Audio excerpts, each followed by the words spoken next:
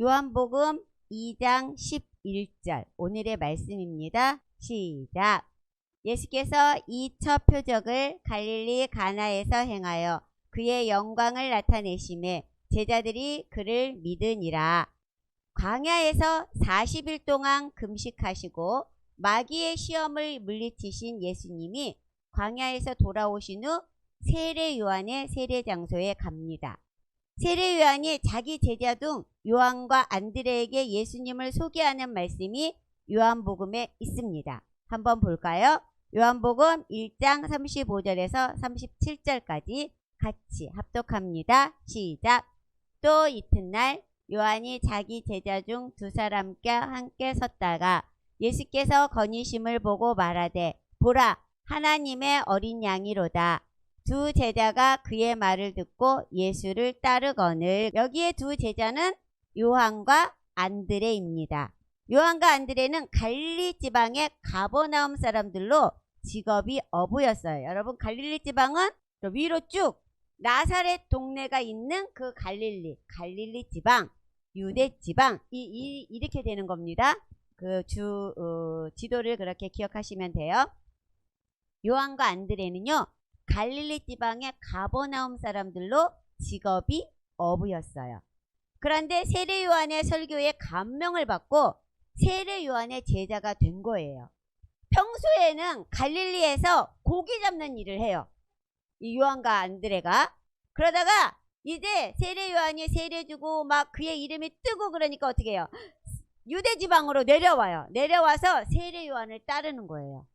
그러니까 지금으로 말하면 뭐냐면 세례 요한의 그 현대어로 말하면 마니아들, 세례 요한의 팬클럽 뭐 이렇게 생각하시면 돼요. 쉽게 생각하. 세례 요한을 따르는 사람들인데 그들의 직업은 어부다. 그들이 거처하는 것은 요단 동편이 아니라 저 갈릴리 지방 가버나움 사람들이다. 그들에게 세상죄를 지고 가는 하나님의 어린 양을 보라. 세례 요한이 예수님을 가르치자 두 제자는 예수님께 가서 예수님의 제자가 됩니다. 예수님의 제자가 된 두 제자 중 안드레가 그의 형제 베드로를 예수님께 소개합니다.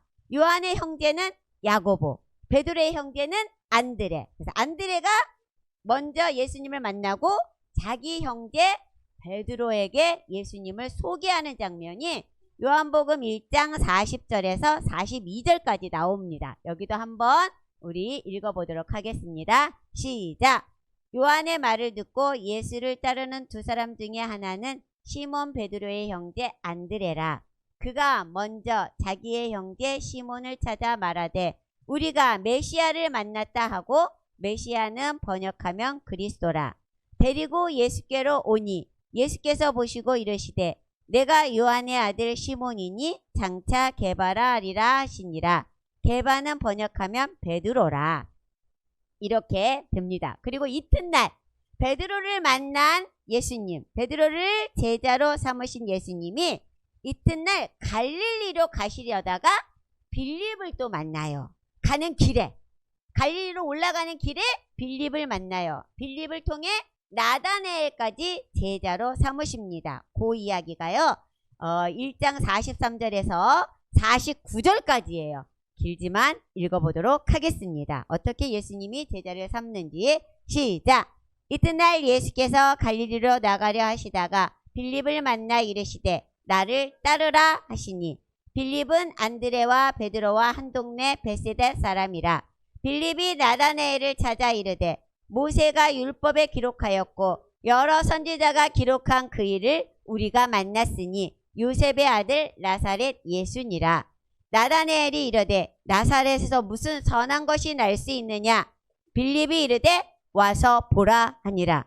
예수께서 나다나엘이 자기에게 오는 것을 보시고 그를 가리켜 이르시되 보라 이는 참으로 이스라엘 사람이라. 그 속에 간사한 것이 없도다. 나다나엘이 이르되 어떻게 나를 아시나이까. 예수께서 대답하여 이르시되 빌립이 너를 부르기 전에 내가 무화과 나무 아래에 있을 때에 보았노라. 나다나엘이 대답하되 라삐여 당신은 하나님의 아들이시요 당신은 이스라엘의 임금이로소이다. 요단강 베다니에서 갈릴리로 가려면 반드시 거치는 곳이 약복강이에요. 이 그 근처 무화과 나무에서 씨름하듯 기도하는 나다나엘을 예수님은 보았다는 것이에요. 자신의 기도를 보시고 들으신 예수님을 만난 나다나엘이 예수님이 하나님의 아들임을 고백하며 예수님을 따릅니다. 여러분, 나다나엘이 혼자 그렇게 무화과 나무 아래서 기도하는 것을 보시고 들으신 예수님이 우리가 이렇게 주예전에서 기도하는 것은 못 보실까요? 분명히 우리의 기도도 보시고 들으신다는 것을 아셨으면 좋겠습니다. 요한, 안드레, 베드로, 빌립, 나다나엘 이렇게 5명의 제자를 만나신 예수님은 5명의 제자를 데리고 갈릴리로 이동하십니다. 위로 올라가신 거예요. 아래 유다에서 갈릴리로 이제 가셨습니다. 갈릴리에서는 무슨 일이 일어나고 있는지 우리 한번 볼까요? 우와, 혼인잔치가 있나 봐요.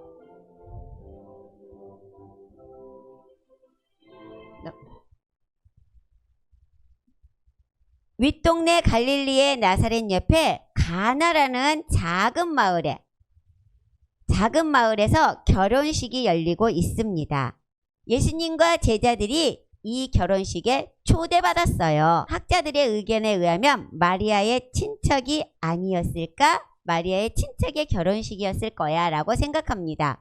유대의 결혼식은요, 우리의 결혼식과 다르게 거리에서 축하 퍼레이드를 하면서 신랑이 신부를 데리고 자신의 집으로 가게 됩니다. 그리고 친구들과 이웃들이 초대되어 며칠 동안 계속 결혼 피로연을 하게 되지요.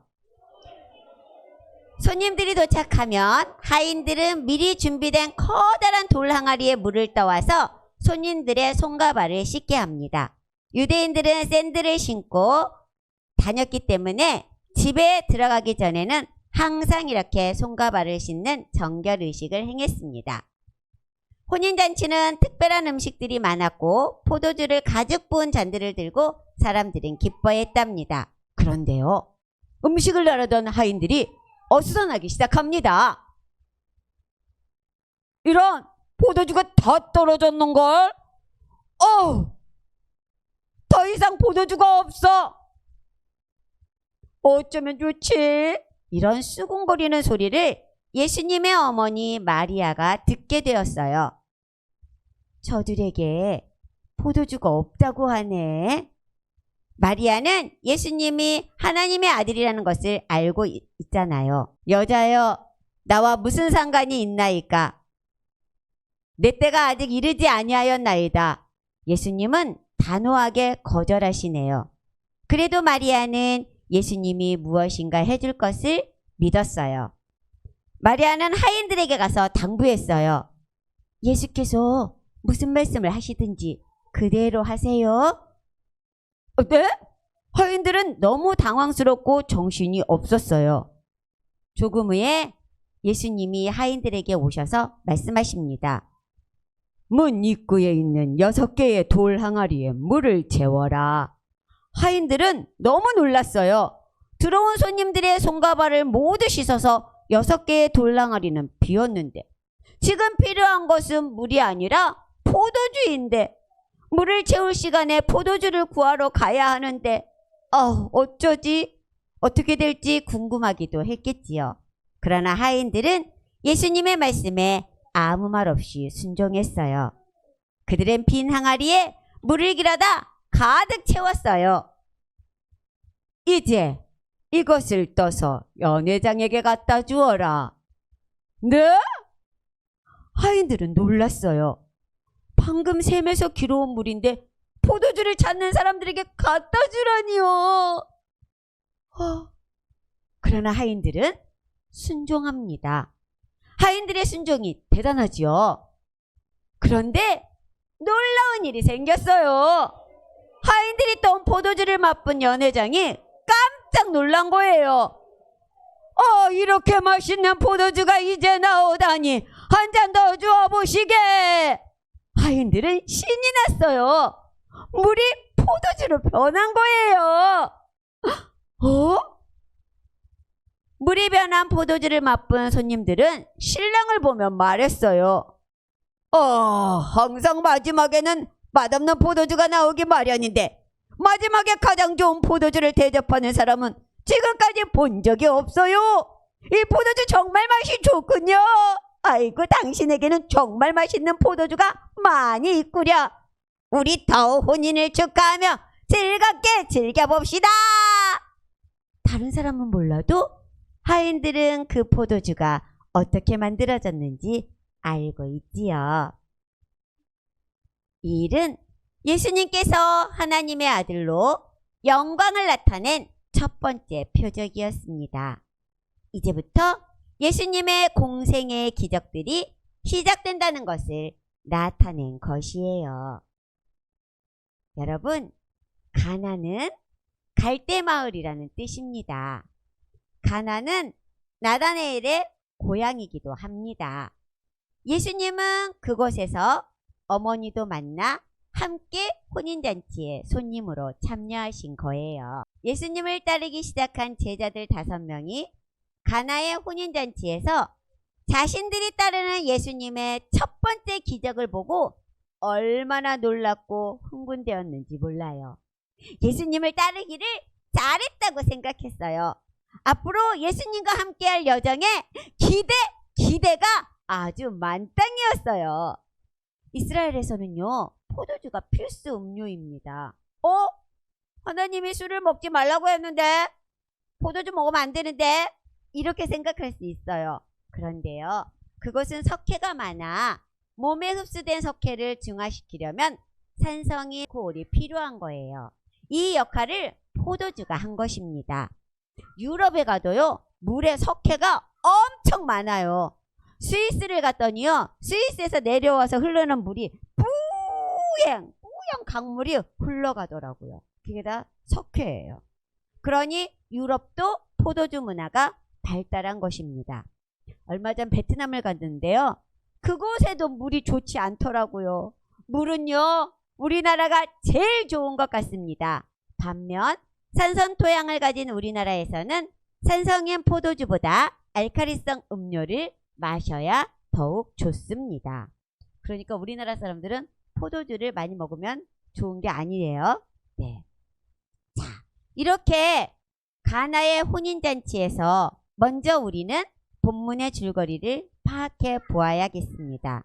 이 본문에는 마리아가 예수님께 도움을 청하는 내용도 있고, 하인들이 예수님의 말씀에 순종하여 항아리에 물을 채우고 물을 떠서 연회장에 갖다 주는 내용도 있습니다.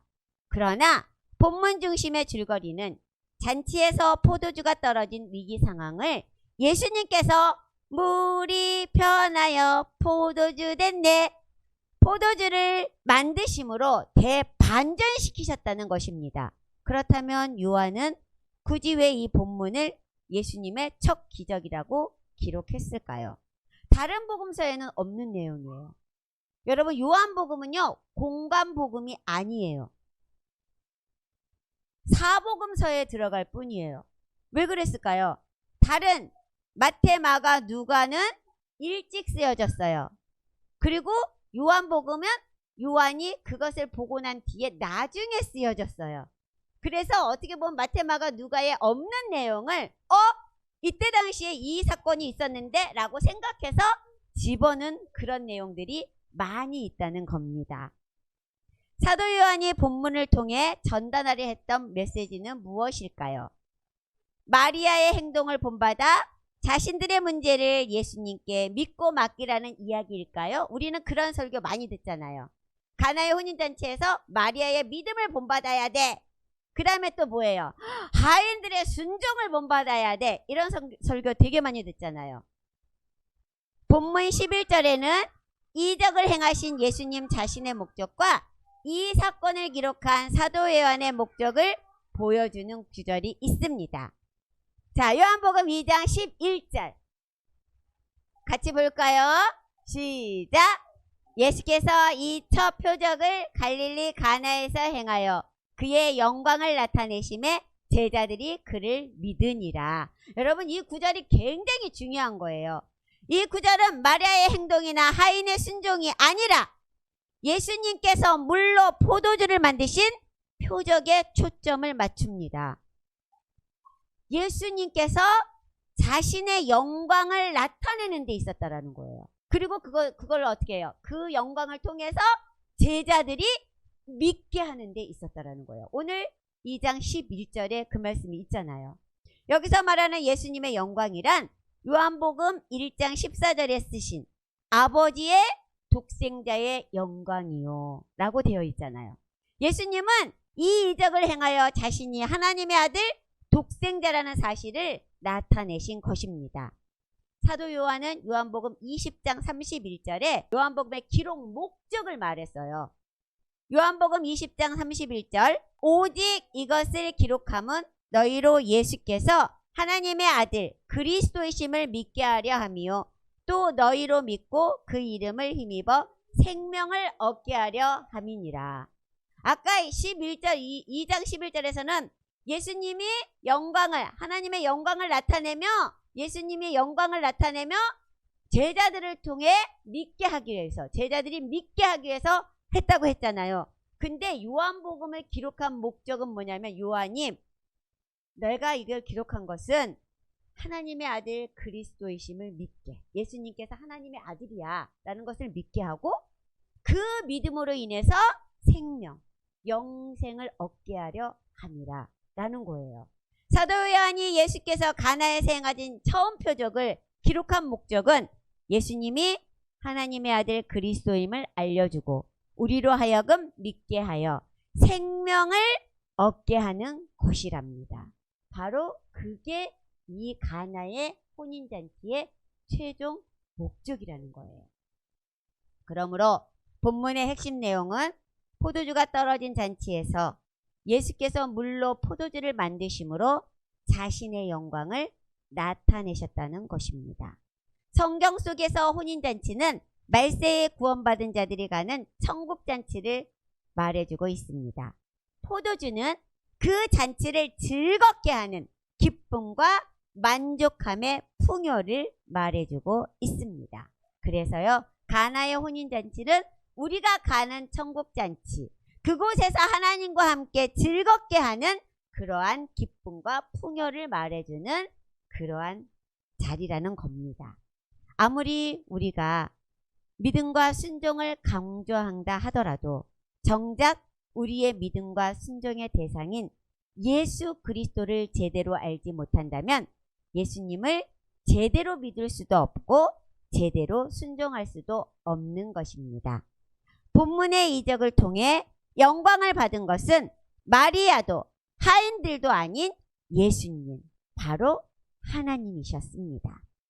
가나의 혼인잔치를 기록한 목적은 예수님이 하나님의 아들이라는 것을 보여주기 위한 것입니다. 포도주 이적을 통해 드러난 것은 예수님이고 예수님의 신성이었습니다. 여러분, 우리 여러 가지 문제가 있어요.